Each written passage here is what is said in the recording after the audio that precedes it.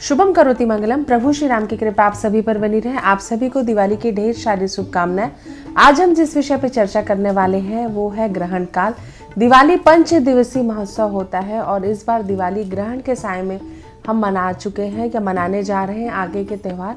तो आज हम चर्चा करने वाले हैं कि 25 अक्टूबर को जो ग्रहण होने वाला है उसका समय क्या होने वाला है, सूतक काल कब से लगने वाला है, सूतक काल में हमें क्या करना चाहिए, कौन सी सावधानी रखनी चाहिए, ग्रहण काल का हमारे जीवन पर क्या प्रभाव पड़ता है, साथ ही साथ ग्रहण काल में हमें कौन से उपाय करने चाहिए, साथ ही साथ आप अपनी राशियों के अनुसार ऐसे कौन से अचूक उपाय करें जिसे अपनाकर आप अपने जीवन में सुख, समृद्धि और सौभाग्य को बढ़ा सकते हैं।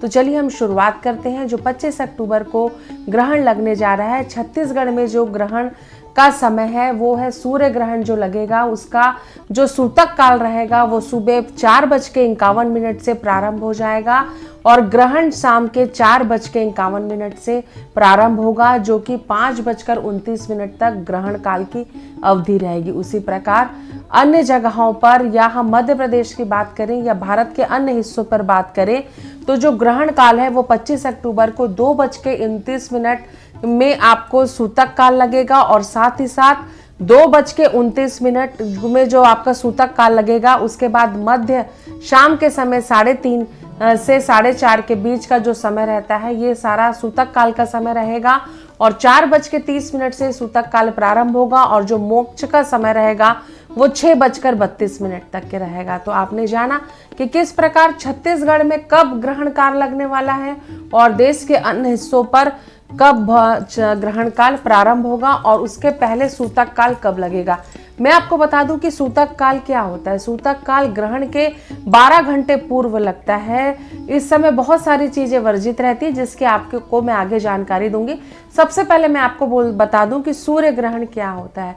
जब सूर्य और पृथ्वी के बीच में चंद्रमा आ जाता है या इस प्रकार जो चंद्रमा सूर्य को ढक लेने के कारण जो सूर्य की किरणें रहती हैं वो पृथ्वी पर नहीं दिखाई देती और दिन में भी हमें रात्रि के जैसा प्रतीत होता है। तो ये जो समय रहता है ये सूर्य ग्रहण का समय रहता है। कहा जाता है कि जब अमृत मंथन के समय विष्णु जी सभी देवताओं को अमृत का पान करवा रहे थे तो स्वभानु नाम का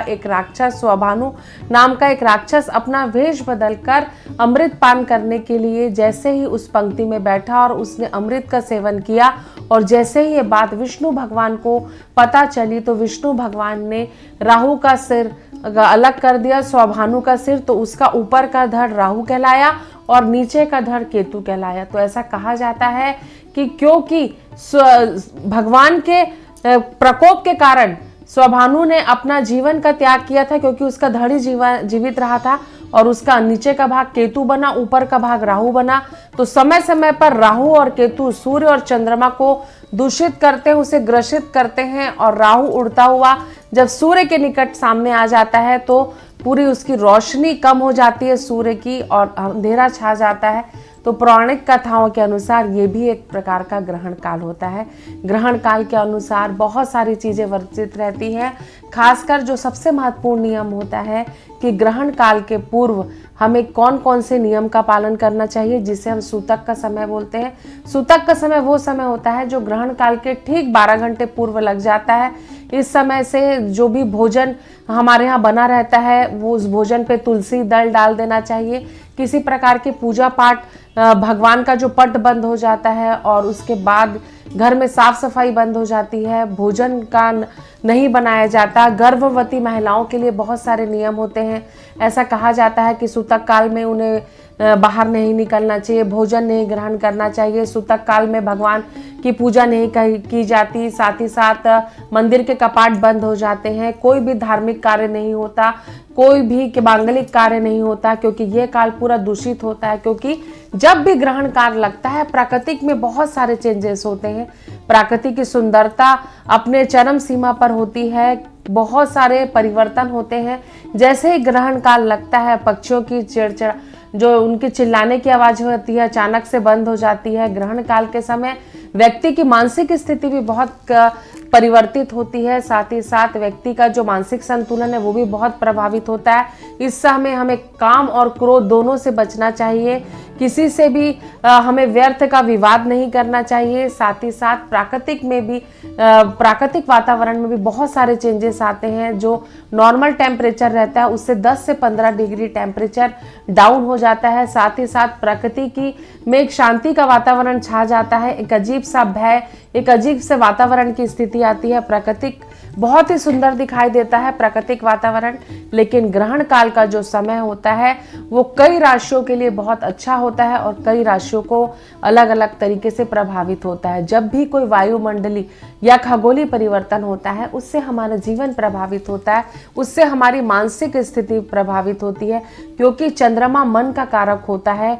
और जैसे ही कोई बड़ा परिवर्तन होता है तो हमारे मन की स्थिति विचलित होती है, और अगर हमारा मन अच्छा नहीं होता तो जीवन में हमारे कई निर्णय गलत हो जाते हैं। हमारी सोच नकारात्मक और सकारात्मक हो जाती है। कई जिनको ग्रहण काल से लाभ होता है उनके लिए तो ये परिवर्तन काफी सकारात्मक होता है, लेकिन जिन राशियों के लिए ग्रहण काल सही नहीं रहता उनके जीवन में बहुत सारे निगेटिव प्रभाव पड़ने लगते हैं और व्यक्ति के जीवन में बहुत सारी नकारात्मकता आने लगती है। तो चलिए हम बताते हैं कि ग्रहण काल में हमें क्या करना चाहिए और क्या नहीं करना चाहिए। तो सबसे पहले ग्रहण काल के समय अगर आपके जो भी इष्ट देव हैं उनका पूजन करना चाहिए, अपने इष्ट देव की आराधना करनी चाहिए।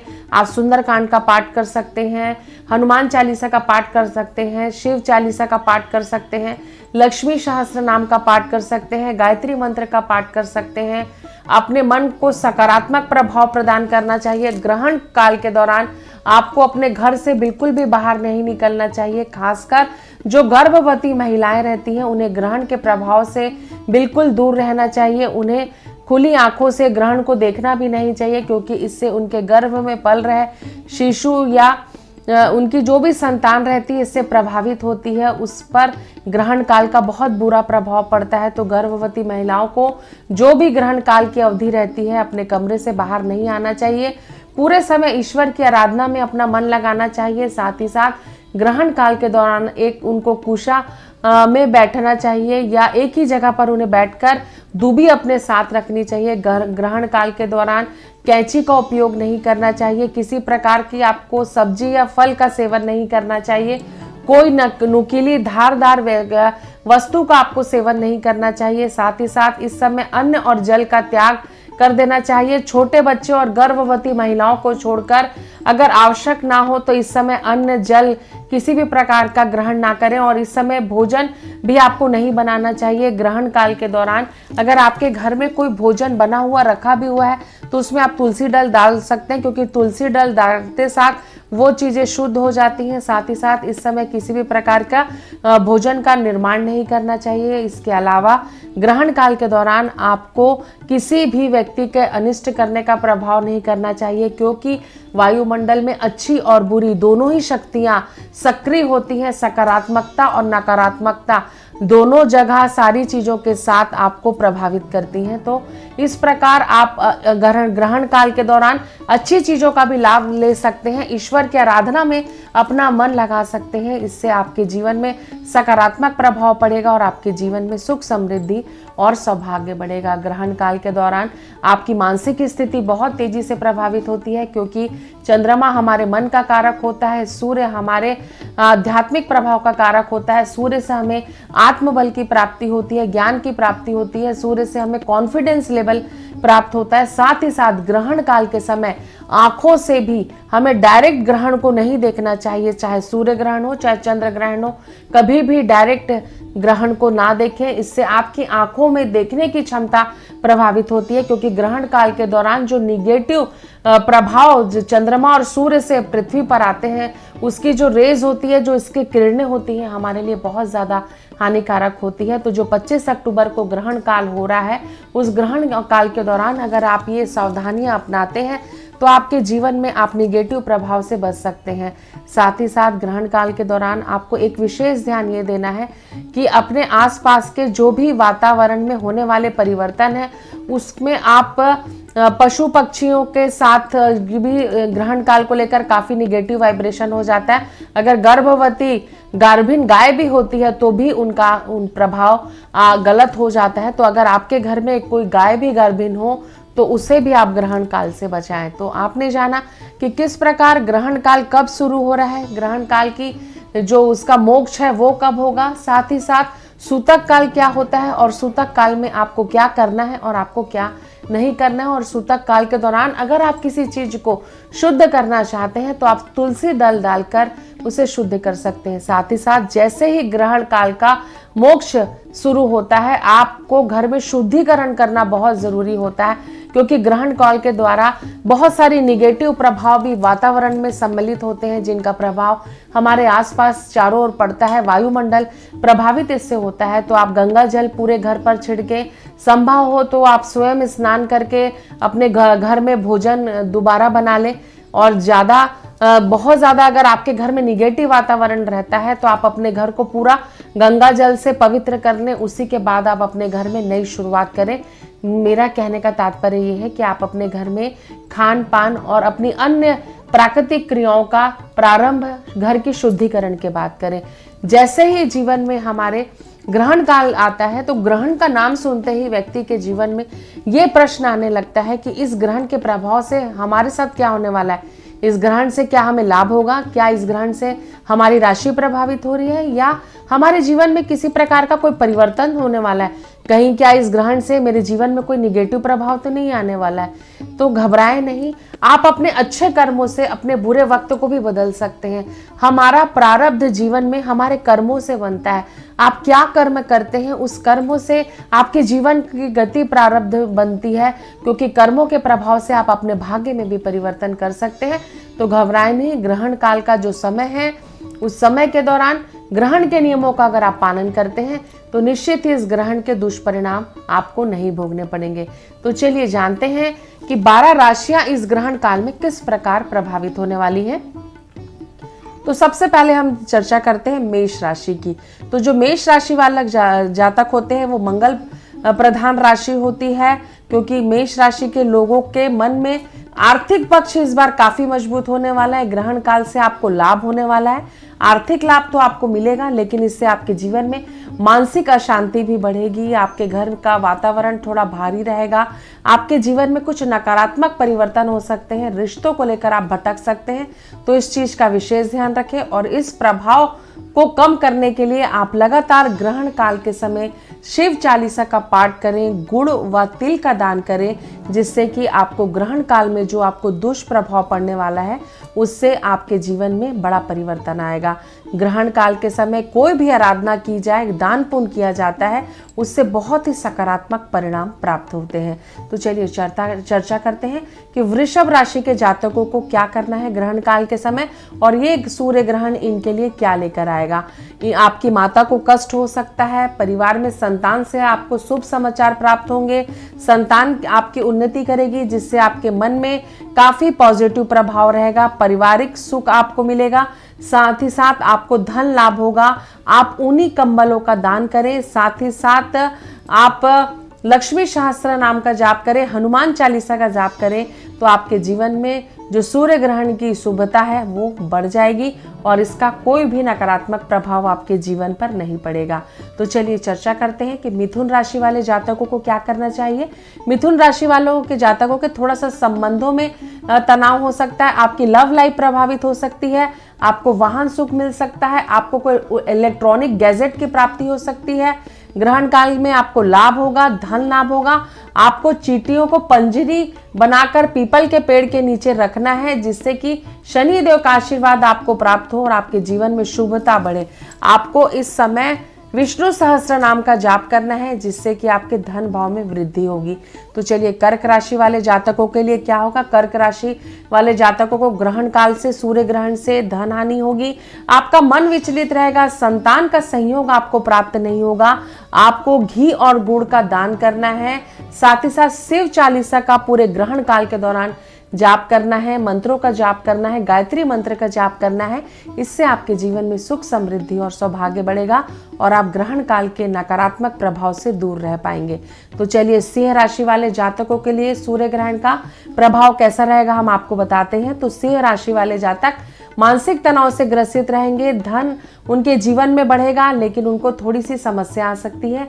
आपको शहद का दान करना है, साथ ही साथ सूर्य देव के बीज मंत्र का जाप करना है, जिससे, क्योंकि सूर्य देव की ही राशि होती है सिंह राशि। सिंह राशि वाले जातक सूर्य देव से प्रभावित होते हैं और अगर इनके जीवन में सूर्य देव का आशीर्वाद इन्हें प्राप्त हो जाता है तो ये निरंतर अपने भाग्य को प्रबल कर पाते हैं। तो आप अपने जीवन में शुभता को बढ़ाने के लिए सूर्य ग्रहण काल में सूर्य देव की आराधना करें, इससे आपको लाभ होगा। तो चलिए, कन्या राशि वाले जातकों की स्थिति क्या है आपको बताते हैं। आपके पराक्रम में वृद्धि होगी।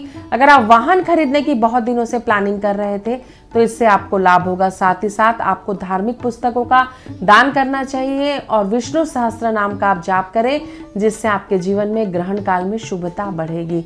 तो चलिए, तुला राशि वाले जातकों को क्या करना चाहिए आपको बताते हैं। तुला राशि वालों जातकों के अगर आपके प्रमोशन के योग बहुत दिनों से रुके थे तो आपको प्रमोशन होने की संभावना है। आपके माता पिता का स्वास्थ्य प्रभावित हो सकता है, पारिवारिक कलह हो सकती है, धन लाभ तो होगा, लेकिन आपको धन लाभ के साथ साथ थोड़ी सी मानसिक और शारीरिक कष्ट का भी सामना करना पड़ सकता है। आप गेहूं का दान करें, साथ ही साथ सफेद चीजों का दान करें, गाय को भोजन कराएं, हरा चारा खिलाएं और साथ ही साथ विष्णु सहस्त्र नाम का और लक्ष्मी सहस्त्र नाम का जाप करें। इससे आपके जीवन में ग्रहण काल के दौरान कोई भी अशुभता नहीं घटेगी। तो चलिए, चर्चा करते हैं कि वृश्चिक राशि वाले जातकों के लिए ये ग्रहण काल कैसा है। वृश्चिक राशि वालों को धन लाभ होगा। आप किसी नए कार्य की शुरुआत करेंगे, लेकिन आपका दाम्पत्य जीवन तेजी से प्रभावित हो सकता है। आपको मानसिक कष्ट हो सकता है, इसमें आपको सावधानी बरतनी है। आप गेहूं का दान करें और मंगल ग्रह का जाप करें, हनुमान चालीसा का पाठ करें, हनुमान अष्टक का पाठ करें। इससे आपके जीवन में जो अशुभता होगी वो कम होगी। तो चलिए, चर्चा करते हैं धनु राशि वाले जातकों के जीवन में क्या प्रभाव पड़ने वाला है इस ग्रहण काल में। तो धनु राशि वाले जातकों के संतान पक्ष से आपको समस्या हो सकती है, उनके कारण आपका मन विचलित हो सकता है, आपकी लव लाइफ प्रभावित हो सकती है, वैवाहिक जीवन में आपकी समस्या आ सकती है। तो थोड़ा सा ग्रहण काल में आपको सावधानी रखना है। घी और गुड़ का दान करें, साथ ही साथ आप हनुमान चालीसा का पाठ करें, इससे आपके जीवन में शुभता आएगी। तो चलिए, मकर राशि वाले जातकों को क्या करना चाहिए ग्रहण काल में आपको बताते हैं। तो मकर राशि वाले जातकों को स्वास्थ्य में समस्या आ सकती है, विद्यार्थियों का मन विचलित हो सकता है। विचलित मन के कारण आप अपने कार्य में भटकाव की स्थिति में आ सकते हैं, तो इससे आपको बचना है। आपको कंबल का दान करना है और शनि चालीसा का और शिव स्तोत्र का पाठ करना है। इससे आपके जीवन में सुख, समृद्धि, सौभाग्य बढ़ेगा और जो ग्रहण काल में आपको अशुभता प्राप्त होने वाली है उससे आपको मुक्ति मिलेगी। तो चलिए, कुंभ राशि वाले जातकों के जीवन में ग्रहण काल से क्या प्रभाव पड़ेगा आपको बताते हैं। तो ग्रहण काल से आपके स्वास्थ्य प्रभावित हो सकता है, पति पत्नी के बीच विवाद की स्थिति हो सकती है, संतान पक्ष को लेकर आप काफी विचलित हो सकते हैं।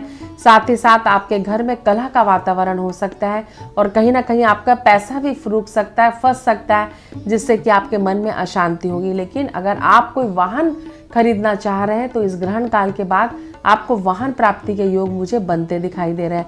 कंबल का दान करें, शनि स्तोत्र का पाठ करें, शनि सहस्त्र नाम का पाठ करें, शिव चालीसा का पाठ करें, इससे आपको लाभ होगा। तो चलिए, मीन राशि वाले जातकों को ग्रहण काल के दौरान क्या करना चाहिए आपको बताते हैं। तो मीन राशि वाले जातकों को केले का दान करना चाहिए और शिव स्तोत्र का पाठ करना चाहिए, विष्णु सहस्त्र नाम का पाठ करना चाहिए, शिव तांडव स्तोत्र का पाठ करना चाहिए। इससे आपके जीवन में सुख, समृद्धि और सौभाग्य बढ़ेगा और आप अपने ग्रहण काल के प्रभाव से बाहर आ जाएंगे। तो आपने जाना कि किस प्रकार 12 राशियों के क्या प्रभाव पड़ने वाला है सूर्य ग्रहण का, कि आपके जीवन में क्या शुभ और क्या अशुभ घटना घट सकती हैं और कैसे उन प्रभावों को आप कम कर सकते हैं। साथ ही साथ आप क्या दान करें जिससे ग्रहण काल में होने वाली समस्या से आपको मुक्ति मिल जाएगी, क्योंकि किसी भी चीज का अगर हम दान करते हैं तो उसका जो पुण्य फल होता है वो कई गुना बढ़कर हमें प्राप्त होता है। साथ ही साथ हम जब भी किसी देव की, किसी शक्ति, आदि शक्ति की आराधना करते हैं तो उनका आशीर्वाद जब हमें प्राप्त होता है तो हम अपने जीवन में संकटों से मुक्त हो जाते हैं। तो जो सूर्य ग्रहण की घटना होती है वो एक खगोलीय घटना होती है जो कि हमारे प्राकृतिक वातावरण को तेजी से परिवर्तित करती है और उसका अच्छा बुरा पॉजिटिव नेगेटिव प्रभाव हमारे वायुमंडल में पड़ता है। और क्योंकि सूर्य की किरणें डायरेक्ट हमको प्रभावित करती है तो इससे हमारे जीवन में कई सकारात्मक और नकारात्मक परिवर्तन होते हैं। तो आज मैंने आपको बताया कि किस प्रकार ग्रहण काल में आपका समय क्या है, ग्रहण काल का किस समय सूतक काल लगेगा, किस समय सूतक काल खत्म होगा, किस समय ग्रहण प्रारंभ होगा, किस समय ग्रहण काल को मोक्ष प्राप्त होगा और ग्रहण काल के दौरान आपको कौन सी सावधानी अपनानी है और ग्रहण काल के दौरान आप क्या कर सकते हैं और क्या नहीं कर सकते हैं। तो इस प्रकार जो ग्रहण काल है वो एक प्राकृतिक घटना होती है जिसमें हमारा मन तेजी से प्रभावित होता है। वो परिवर्तन हमारे लिए सकारात्मक भी हो सकता है और हमारे लिए नकारात्मक भी हो सकता है। जीवन में जो भी करें अच्छा करें, श्रेष्ठ बनने का प्रयास करें, सबका भला करने का प्रयास करें। अगर हमारे कर्म अच्छे होते हैं तो कर्मों का जो पुण्य फल होता है वो भी बहुत पॉजिटिव होता है और हमारे जीवन में हम किसी भी मुश्किल में नहीं फंस पाते, क्योंकि जीवन में आप जो भी अच्छे कर्म करते हैं उसका प्रभाव आपके जीवन में ज़रूर मिलता है। कई बार हमें तुरंत परिणाम प्राप्त नहीं होते, लेकिन कहीं ना कहीं दूरगामी परिणाम हमें पॉजिटिव प्राप्त होते हैं। तो आपने ये जाना कि किस प्रकार 25 अक्टूबर के दिन जो ग्रहण काल बन रहा है उसमें आपको क्या करना है और क्या नहीं करना है। एक विशेष बात मैं आपको फिर से बता दूं कि ग्रहण काल के समय खाने का सेवन ना करें, गर्भवती महिलाएं घर से बाहर ना जाएं, ग्रहण काल की जो किरणें हैं, सूर्य ग्रहण की किरणें उनके शरीर को प्रभावित ना करें, जिससे कि आपका होने वाला शिशु प्रभावित हो सकता है। साथ ही साथ किसी भी धारदार नोकीली चीज का गर्भवती महिलाएं प्रयोग ना करें, ना ही उनको छुएं। ग्रहण काल के समय आपको चाकू का बिल्कुल भी प्रयोग नहीं करना है, कैंची का बिल्कुल भी प्रयोग नहीं करना है। ग्रहण काल के समय कभी नाखून नहीं काटना चाहिए, कभी बाल नहीं काटना चाहिए, कभी पुरुषों को शेविंग नहीं करनी चाहिए। इससे काफी अशुभ परिणाम प्राप्त होते हैं। आप सभी के जीवन में सुख, समृद्धि और शांति बनी रहे। इन्हीं शुभकामनाओं के साथ एक बार फिर से आप सभी को रूपाली श्रीवास्तव का नमस्कार।